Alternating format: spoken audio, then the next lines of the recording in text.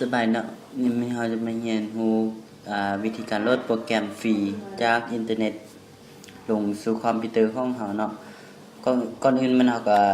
มีอินเทอร์เน็ตเนาะอินเทอร์เน็ตที่เราใช้งานได้คือ 3G 4G หรือ Wi-Fi มันยังก็ได้เนาะที่เราใช้เชื่อมต่ออินเทอร์เน็ตโดยเสียเงินหรือบ่เสียเงินเข้าไป Google Chrome เลย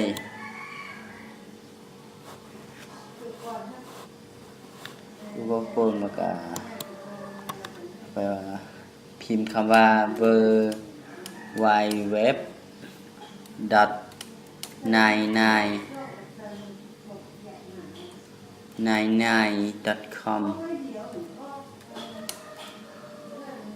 Enter ไปเลยคำวันนี้เนาะมันจะหน้าตาเป็นอย่างนี้แล้วก็ลงมานี่จะเป็นโปรแกรมฟรีล้วนๆเลือกกันเลยมักโปรแกรมไหนได้เอาโปรแกรมแอนตี้ไวรัสเนาะสำคัญเนาะ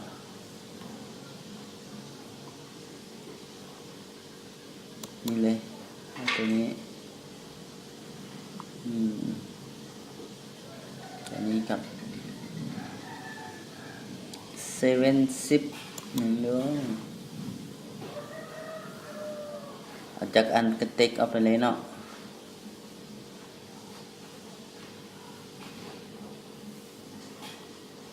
ตัวตัวนี้ก็เอาแล้วมี3อันเราเลือกอันนี้มันจะมี Avila 70 Google นี่เลยเต็กตัวนี้ Get your 99ตับเข้าไป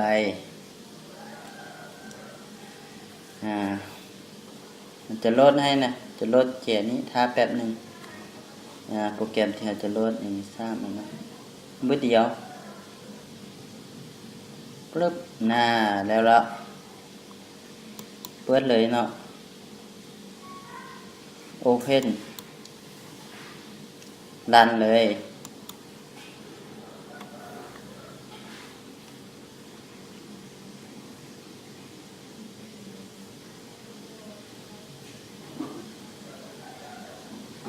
ถ้าแบบหนึ่งเนาะ